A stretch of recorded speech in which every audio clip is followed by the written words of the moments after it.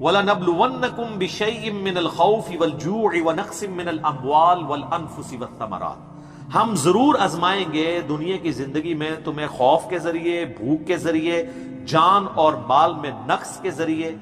وَبَشِّرِ الصَّابِرِينَ، اور بشارت ہوگی صبر کرنے والوں کے لیے۔ تو یہ ساری تکلیفیں، ان کو آپ مکافات عمل کہہ کے نہیں جان چھڑا سکتے، یہ اللہ کی طرف سے آزمائش بھی ہو سکتی ہے کسی کے اوپر۔ اور صبر کرنے والوں کے لیے بشارت ہے، اور ان کی نشانی کیا ہے؟ الذین اذا اصابتهم مصیبہ، جب کبھی انہیں کوئی مصیبت پہنچتی ہے تو وہ کہتے ہیں قالوا انا للہ وانا الیہ راجعون، بھئی ہم بھی تو اللہ کی طرف سے آئے تھے، ہمیں بھی لوٹ کے اللہ کے پاس جانا ہے، اگر کوئی تکلیف آئی ہے تو یہ بھی چلی جائے گی۔ سب سے بڑی تکلیف کیا ہے؟ موت، وہ بھی تو ہم پہ آنی ہے نا، تو اس سے پہلے اگر چھوٹی تکلیف آئی ہے تو اللہ کی طرف چلی جائے گی۔ اس کانٹیکسٹ میں ایک حدیث ہے صحیح مسلم میں بڑی زبردست، ام سلمہ کہتی ہیں کہ جب ابو سلمہ میرے خاوند فوت ہوئے، مجھے ان کی فوتگی کی خبر ملی تو میں نے حضور سے ایک دعا سن کے یاد کر رکھی تھی کہ جو کوئی وہ دعا مانگ لے گا اللہ تعالیٰ اس سے بہتر اسے نعم البدل دے دے گا، اور وہ دعا آدھا پورشن تو یہی ہے، سورۃ البقرہ کی آیت نمبر 156، انا للہ وانا الیہ راجعون۔ اس کے بعد ہے اللہم اجرنی، یہ جھٹکے سے ملے گا، اللہم اجرنی، حمزہ آگے، اللہم اجرنی فی مصیبتی واخلف لی خیرا منہا، اے اللہ مجھے اس مصیبت میں اجر عطا فرما اور میرے لیے اس سے بہتر نعم البدل کر دے۔ تو کہتی ہیں کہ نبی علیہ السلام نے فرمایا تھا جو یہ دعا مانگ لے گا نا تو اللہ تعالیٰ اس کی کمپنسیشن فرما دے گا، اسے بہتر نعم البدل دے گا۔ کہتے ہیں میں نے دعا تو کی، پھر میں یہ سوچتی تھی کہ میرے خامن جیسا تو کسی کا خامن نہیں ہوگا، ابو سلمہ جیسا خامن مجھے کیسے مل سکتا ہے۔ تو جب عدت پوری ہوئی تو نبی علیہ السلام نے پیغام کا نکاح کا پیغام بھیج دیا، ام المومنین بن گئی، اور یہ ہماری وہ ماں ہے جو سب سے آخر میں فوت ہوئی ہے 64 ہجری میں، واقعہ کربلا کے بھی 3 سال بعد۔ تو اس دعا کی، یہ دعا یاد رکھیں، چھوٹی موٹی بھی کوئی بھی تکلیف، کوئی بچوں کو پہنچتی ہے گھر میں، کسی کو زخم لگتا ہے، ٹھوکر لگ جاتی ہے، کوئی مالی نقصان ہو جاتا ہے، فوراً یہ دعا۔ اور میں نے الحمدللہ 20 دفعہ یہ دعا آزمائی ہے۔ وقتی طور پہ تو فیل ہو رہا ہوتا ہے کہ یار کوئی مسئلہ خراب ہو گیا، لیکن اس کے بعد اسی شر کے اندر خیر چھپی ہوئی ہوتی ہے، وہ مل جاتی ہے۔ اس آپ دعا کو یاد رکھیں، اور صبح شام جو چھوٹی موٹی کوئی خبریں بھی آپ کو ملتی رہتی ہیں نا، اس کے اوپر آپ یہ دعا پڑھتے رہیں، یہ آپ کے لیے ایک بہت بڑا وظیفہ ہے انشاءاللہ تعالی۔ نیک لوگوں کو جو تکلیفیں آتی ہیں نا دنیا میں، وہ ان کے درجات کو بلند کرنے کے لیے آتی ہیں، اور یہ اللہ تعالیٰ نے بڑی سختی کے ساتھ سورۃ العنکبوت کے اندر نا صحابہ کرام کو ایڈریس کر کے نا یہ فلسفہ کلیئر کیا ہے، آیت نمبر 2 اور 3 کے اندر، احسب الناس ان یترکوا ان یقولوا آمنا وهم لا یفتنون، کیا لوگ اس گمان میں ہیں کہ انہیں صرف اس بات پہ چھوڑ دیا جائے گا کہ وہ ایمان لے آئے اور ہم ان کی آزمائش نہیں کریں گے؟ وَلَقَدْ فَتَنَّ الَّذِينَ مِن قَبْلِهِمْ، بے شک ہم نے ضرور آزمایا تھا ان سے پہلے لوگوں کو، فَلَيَعْلَمَنَّ اللَّهُ الَّذِينَ صَدَقُوا وَلَيَعْلَمَنَّ الْكَاذِبِينَ، تو اللہ تعالیٰ ضرور جانچ کر رہے گا کہ کون سچے ہیں اپنے دعوے کے اندر، کس دعوے میں کہ غلامی رسول میں موت بھی قبول ہے، اور کون صرف نعرہ بازی کر رہے ہیں۔ اللہ تعالیٰ ان کو ظاہر کر کے رہے گا، جانچ کے لیے۔ تو یہ اللہ تعالیٰ نے اپنا اصول رکھا ہے، یونیورسل ٹروتھ ہے۔ اس کانٹیکسٹ میں صحیح بخاری میں ایک حدیث ہے، صحابہ کرام نے جب کافروں کی تکلیفوں کا ذکر کیا نا حضور سے، تو آپ نے فرمایا صبر کرو،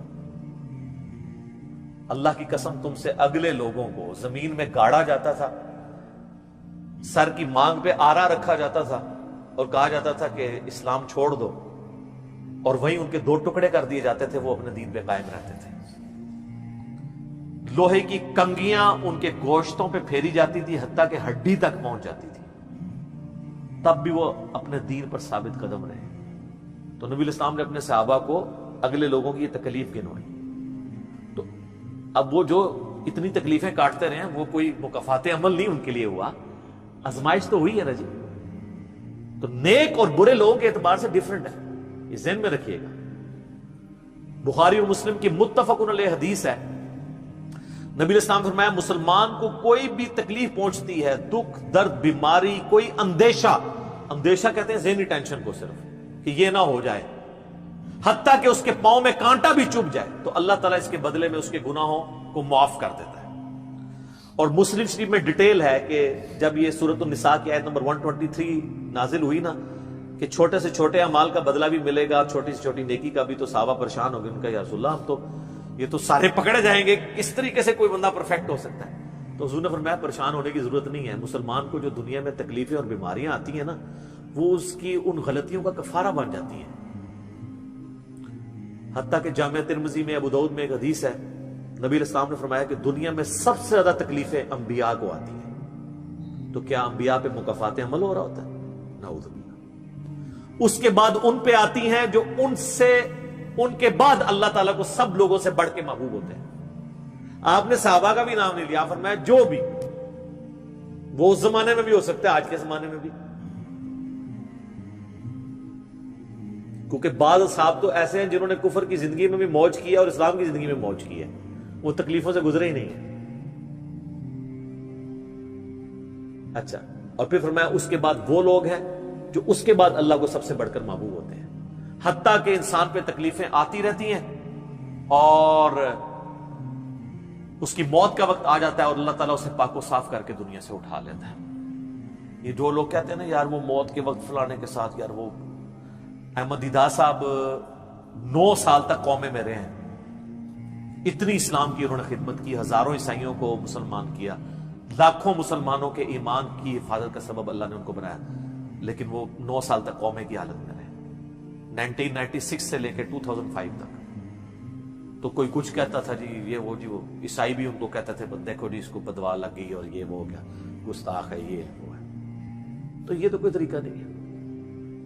اس طریقے سے جنید جمشید صاحب جب شہید ہوئے تو آپ دیکھ لیں ان کے مخالفین نے ان کے بارے میں کیا بات کی، اور صحابہ کرام کو تو رومن امپائر کی بیٹل فیلڈز کے اندر تیل کے کڑاؤں میں روسٹ کیا گیا، تو آپ کیا کہیں گے نعوذ باللہ ان کے ساتھ یہ کچھ ہو گیا؟ ابو عبیدہ ابن جرح، معاذ ابن جبل لاڈلے ترین اصحاب ہیں، طاعون کے مرض میں شہید ہوئے ہیں، اور طاعون میں اتنے بڑے بڑے پھوڑے جسم کے اوپر نکلتے ہیں۔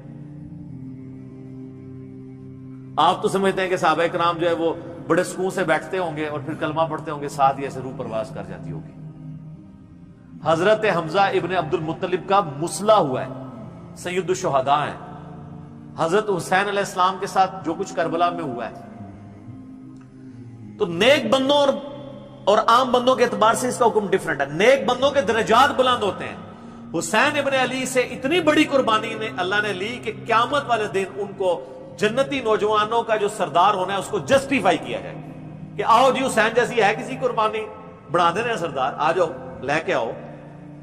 کوئی کھڑا ہو سکتا ہے؟ ابھی تک 1500 سال میں تو نہیں کوئی دعویٰ کرے گا کھڑا ہونے کا۔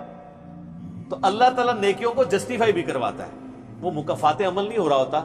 نیک لوگوں کے لیے ڈیفرنٹ ہے، ان کے درجات بلند ہوتے ہیں، اور باقی عام لوگوں کے لیے یہ ہے کہ ان کے لیے بھی آپ نہیں کہیں گے کہ ان پہ عذاب ہے، یا اللہ کی طرف پلٹنے کا ذریعہ ہے یا ان کے گناہوں کا کفارہ ہے۔ یہ آپ نے کسی پہ نہیں کہنا اس کے اوپر لعنت پڑ گئی، اس کے اوپر یہ ہو گیا، اس کے اوپر یہ ہو گیا، یہ آپ کو کسی نے رائٹ نہیں دیا۔ یہ بہت بڑا ظلم ہے۔ ایک طرح کے معاملات ہوئے ہوتے ہیں دونوں کے ساتھ۔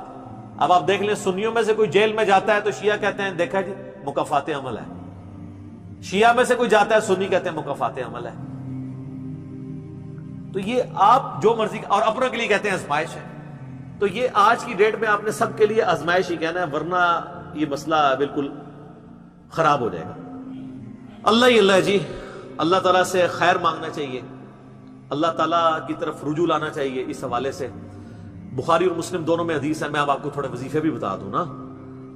ظاہر آزمائشیں تو ہر بندے پہ آتی ہیں، اللہ کی طرف رجوع بھی لانا چاہیے۔ ان آزمائشوں سے نکلنے کا طریقہ کیا ہے؟ بخاری اور مسلم دونوں میں حدیث ہے، نبی صلی اللہ علیہ وآلہ وسلم کے بارے میں انس بن مالک کہتے ہیں کہ نبی علیہ السلام کی اکثر دعا یہی ہوا کرتی تھی، اللہم ربنا آتنا فی الدنیا حسنہ وفی الآخرۃ حسنۃ وقنا عذاب النار، آمین۔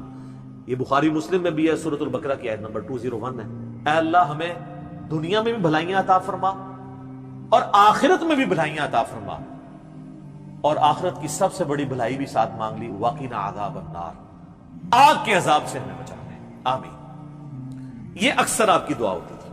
اس کانٹیکٹ میں ایک حدیث ہے بڑی انٹرسٹنگ، صحیح مسلم میں، ایک صحابی بیمار ہوئے حتیٰ کہ بالکل ہڈیوں کا پنجر بن گئے، اور صحابہ کہتے ہیں چڑیا کی طرح ان کی جان ہو گئی۔ نبی علیہ السلام ان کی عیادت کے لیے گئے، آپ نے جب دیکھا آپ فرمایا تو اللہ سے کیا مانگتا ہے؟ چنگا بندہ ٹردا پھرتا بندہ ایڈا منجی دے پہ گیا، بالکل ڈھانچہ پنجر بن گیا ہڈیوں کا۔ اس نے کہا یا رسول اللہ میں اللہ تعالیٰ سے یہ دعا کرتا ہوں کہ اے اللہ جو تو نے مجھے آخرت میں عذاب دینا ہے نا دنیا میں ہی دے دے، آخرت کا عذاب تو بہت سخت ہے، تو مجھے دنیا میں ہی وہ عذاب دے دے۔ نبی علیہ السلام نے سبحان اللہ، کیا تم دنیا میں بھی اللہ کی تکلیف برداشت کر سکتے ہو؟ اوے تجھے تو چاہیے تھا تو کہتا اللہم ربنا آتنا فی الدنیا حسنہ وفی الآخرۃ حسنۃ وقنا عذاب النار۔ یعنی آپ اللہ تعالیٰ کو معاذ اللہ کو فنیٹک سمجھتے ہیں کہ آپ کہیں کہ اس نے عذاب تو ضرور دینا تو مجھے ادھر دے دے۔ اور یار اللہ سے اچھا ہی گمان رکھو۔ بخاری مسلم دونوں میں حدیث ہے، میں اپنے بندے کے گمان کے قریب ہوں جیسا میرے بارے میں گمان رکھے، بشرطے کہ کرتوت بھی ٹھیک کرے۔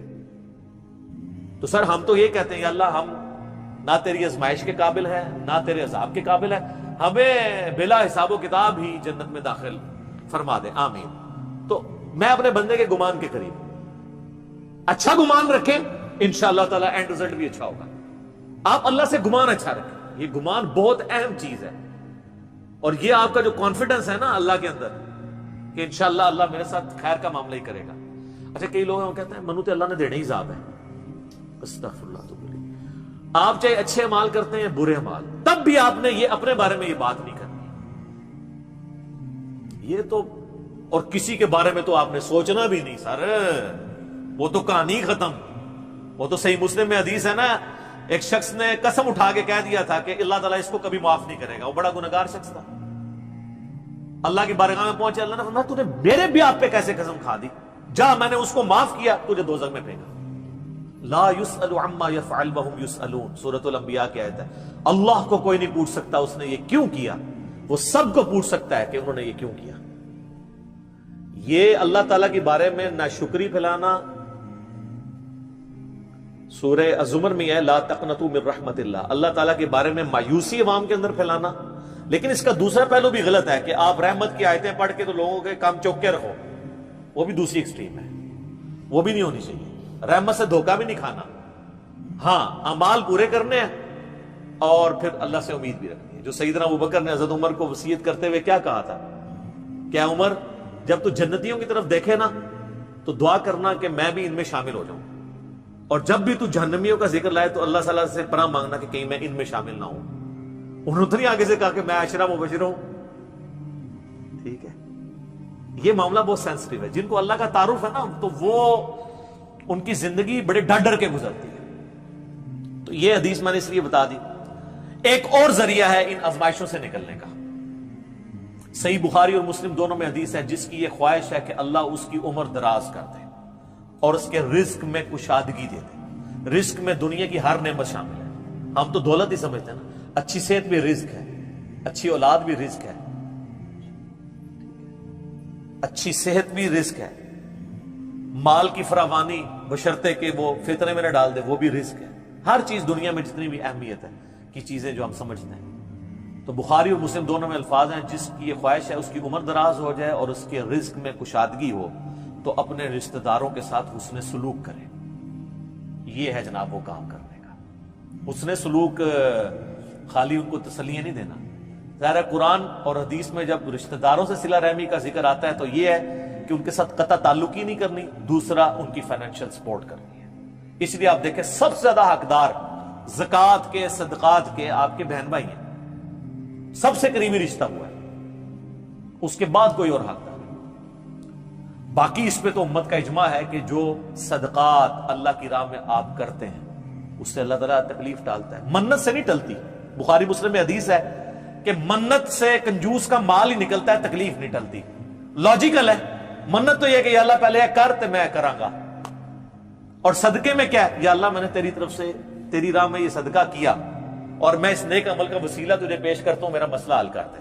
جو بخاری مسلم میں حدیث ہے، 3 لوگ غار میں پھنس گئے تھے، انہوں نے اپنے پرانے اعمال کا واسطہ پیش کیا تھا، یہ نہیں تھا کہا کہ یا اللہ ایک بار کاٹ دیتے سی کرا کے، پھر کون سی نکلنا، انہوں نے اپنے پرانے کیے ہوئے اعمال کا وسیلہ اللہ کے حضور پیش کیا۔ جو قرآن میں بھی ہے وَاسْتَعِينُوا بِالصَّبْرِ وَالصَّلَاةِ، صبر اور نماز کے ذریعے اللہ کی مدد چاہو، جس سے وہ کہتے ہیں جی اس سے غیر اللہ کی مدد ثابت ہوتی ہے. تو کوئی کہتا ہے المدد یا صبر، المدد یا نماز، وہ اس کا مطلب ہے صبر اور نماز سے اللہ کی مدد، کیونکہ آگے آتا ہے ان اللہ مع الصابرین، بے شک اللہ تعالیٰ صبر کرنے والوں کے ساتھ ہے. تو نیک اعمال کا وسیلہ آپ اللہ کے حضور پیش کریں. تو صدقہ اور خیرات کرنا یہ اللہ تعالیٰ کی طرف سے آئی ہوئی تکالیف کو، بلاؤں کو ٹال دیتا. تو یہ میں نے آپ کو ایک دعائیں، اذکار اور پھر اعمال بھی بتا دیے. آخر میں دو دعائیں میں وہ جو بیان کی تھی ان کو ریپیٹ کر دیتا ہوں. ایک پریونٹیو دعا ہے. یہ دو علاج ہوتے ہیں نا، پریونٹیو اور کیوریٹیو. پریونٹیو علاج یہ ہوتا ہے کہ بیماری ہونے سے پہلے علاج کیا جائے، جیسے ویکسین ہے. آج کل وہ کہہ رہے ہیں نہیں کورونا کی ویکسین بن گئی ہے کہ وہ لگوا لیں تو تکلیف ہوئی نہ. ایک ہوتا ہے کیوریٹیو علاج، کہ بیماری ہو گئی ہے تو اب علاج کیسے کرنا ہے. تو پریونٹیو علاج جو دعائیں ہیں نا وہ ہے اللہم ربنا آتنا فی الدنیا حسنہ وفی الآخرۃ حسنۃ وقنا عذاب النار. ہر نماز کے تشہد میں اسے مانگے، ٹھیک ہے، بلکہ سجدے میں مانگے. صحیح مسلم میں حدیث ہے کہ سجدے میں تم اپنے رب کے سب سے زیادہ قریب ہوتے ہو، خوب دعائیں مانگا کرو. سجدے میں بھی آپ یہ دعا مانگ سکتے ہیں، تشہد میں تو مانگے ہی مانگے. وہ بخاری مسلم میں حدیث ہے درود شریف کے بعد جو چاہو اپنے رب سے مانگو، وہ تو قبولیت کی ایک جگہ ہے. اس کے علاوہ یہ ہوگی پریونٹیو علاج بیماریوں سے، پریشانیوں سے. جتنے سنت اذکار ہیں، بسم اللہ الذی لا یضر یا اعوذ بکلمات اللہ التامات من شر ما خلق، یہ ساری کی ساری چیزیں اللہ تعالیٰ کی طرف سے سنت اذکار ہیں. لیکن یہ یاد رکھیے گا یہ ناگہانی آفات کے لیے ہیں. یہ نہیں ہے کہ بسم اللہ پڑھ کے ساکٹ میں انگلی دے دے یا بسم اللہ الذی لا یضر پڑھ کے تو کوبرے سے کھیلنا شروع کر دے.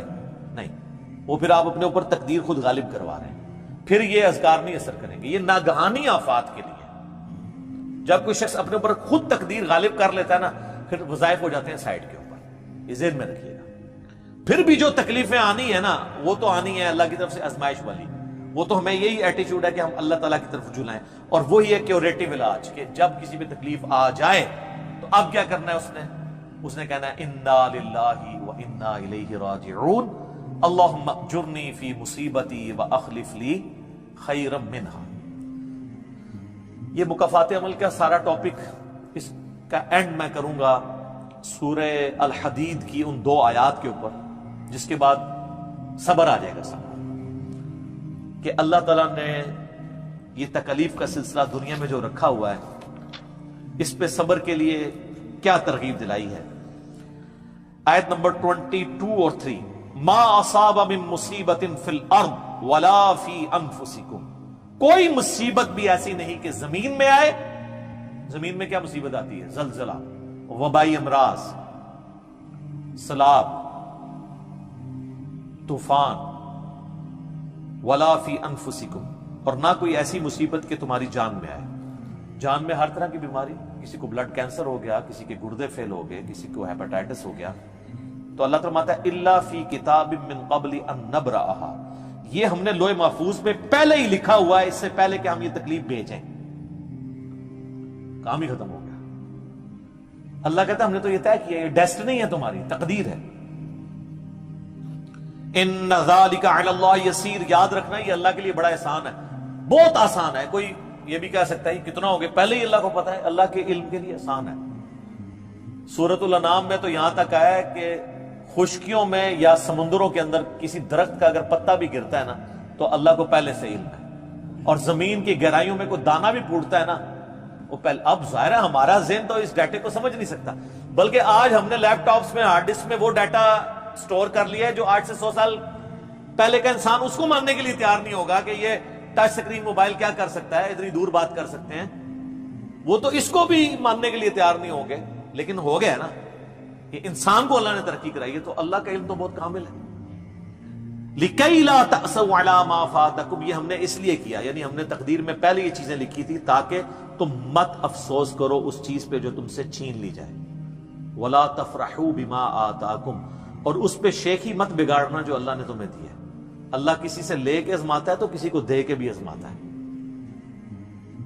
وَاللَّهُ لَا يُحِبُّ كُلَّ مُخْتَالٍ فَخُورٍ، اور اللہ تعالیٰ پسند نہیں کرتا ہر شیخی بگاڑنے والے کو، جو بات بات کے اوپر شیخی بگاڑتا ہے۔ کسی کے پاس اگر کوئی اللہ کی طرف سے نعمتیں ہیں تو وہ اللہ کا شکر ادا کرے، اور اگر کسی کے اوپر آزمائش کا وقت ہے تو وہ اللہ کی طرف رجوع لائے۔ اس لیے تو نبی علیہ السلام نے فقر کی زندگی گزاری ہے نا سر۔ باقی نیک بندوں کے لیے درجات کی بلندی کا ذریعہ ہے آزمائشیں آنا، برے لوگ بھی اس اعتبار سے کہ میرے اعمال کی شامت ہے اور میرے گناہ معاف ہو جائیں گے اور میں اپنی اصلاح بھی کر لوں، کسی کے بارے میں کوئی ورڈکٹ نہ دیں، اپنے اوپر ضرور لاگو کر لیں۔ ہم اللہ تعالیٰ سے دعا کرتے ہیں اللہم اجرنا من النار، اللہم انی اعوذ بک من عذاب جہنم، ربنا اننا آمنا فاغفر لنا ذنوبنا وقنا عذاب النار، اللہم انی اعوذ بک من عذاب جہنم، ربنا اصرف عنا عذاب جہنم ان عذابها کان غراما، اللہم ربنا آتنا فی الدنیا حسنہ وفی الآخرة حسنة وقنا عذاب النار، اللہم احسن عاقبتنا فی الامور کلها وأجرنا من خزي الدنيا وعذاب الآخرة آمين ثم آمين۔